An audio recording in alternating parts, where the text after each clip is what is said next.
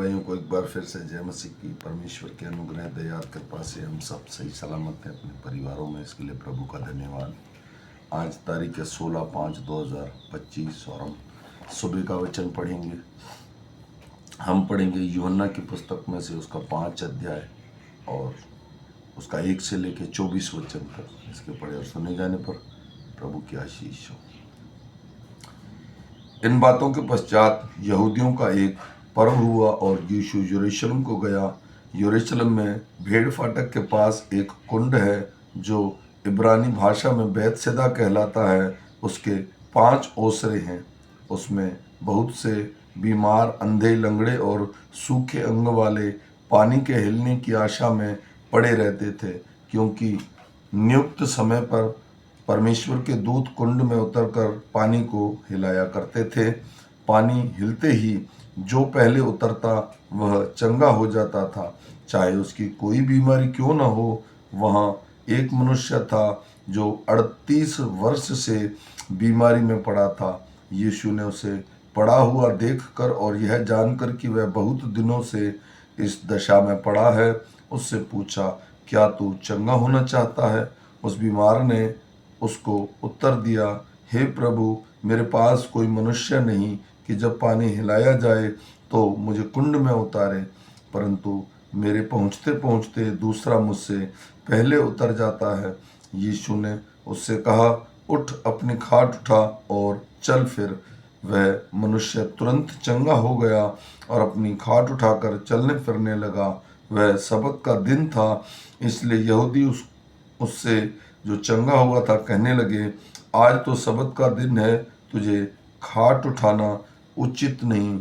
उसने उत्तर दिया, जिसने मुझे चंगा किया उसी ने मुझसे कहा, अपनी खाट उठा और चल फिर। उसने उनसे पूछा, वह कौन मनुष्य है जिसने तुझसे कहा, खाट उठा और चल फिर? परंतु जो चंगा हो गया वह नहीं जानता था कि वह कौन है, क्योंकि उस जगह में भीड़ होने के कारण यीशु वहाँ से हट गया था। इन बातों के बाद वह यीशु को मंदिर में मिला।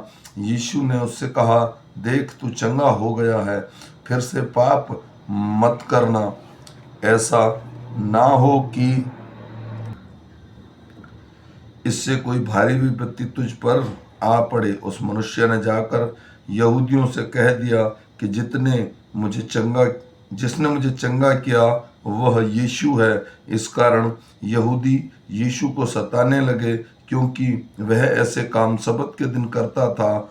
इस पर यीशु ने उनसे कहा, मेरा पिता अब तक काम करता है और मैं भी काम करता हूँ। इस कारण यहूदी और भी अधिक उसके मार डालने का यत्न करने लगे, क्योंकि वे न केवल सबत के दिन की विधि तोड़ता, परंतु परमेश्वर को अपना पिता कहकर अपने को परमेश्वर के तुल्य भी ठहराता था। इस पर यीशु ने कहा, मैं तुमसे सच सच कहता हूँ, पुत्र आपसे कुछ नहीं कर सकता, केवल वह जो पिता को करते देखता है, क्योंकि जिन जिन कामों को वह करता है उन्हें पुत्र भी उसी रीति से करता है, क्योंकि पिता पुत्र से प्रीति रखता है और जो काम वह आप करता है वह सब उसे दिखाता है, और वह इनसे भी बड़े बड़े काम उसे दिखाएगा, ताकि तुम अचंभा करो। जैसे पिता मरे हुओं को उठा और जलाता है, वैसे ही पुत्र भी जिन्हें चाहता है उन्हें जलाता है। पिता किसी का न्याय नहीं करता, परंतु न्याय करने का सब काम पुत्र को सौंप दिया है, कि सब लोग जैसे पिता का आदर करते हैं वैसे ही पुत्र का भी आदर करें। जो पुत्र का आदर नहीं करता वह पिता का जिसने उसे भेजा है आदर नहीं करता। मैं तुमसे सच सच कहता हूँ, जो मेरा वचन सुनकर मेरे भेजने वाले पर विश्वास करता है वह अनंत जीवन उसका है, और उस पर दंड की आज्ञा नहीं होती, परंतु वह मृत्यु से पार होकर जीवन में प्रवेश कर चुका है। आमीन। मेरे भाई और बहनों, ये छोटा सा वचन था और हम फिर मिलेंगे शाम के वचन के साथ।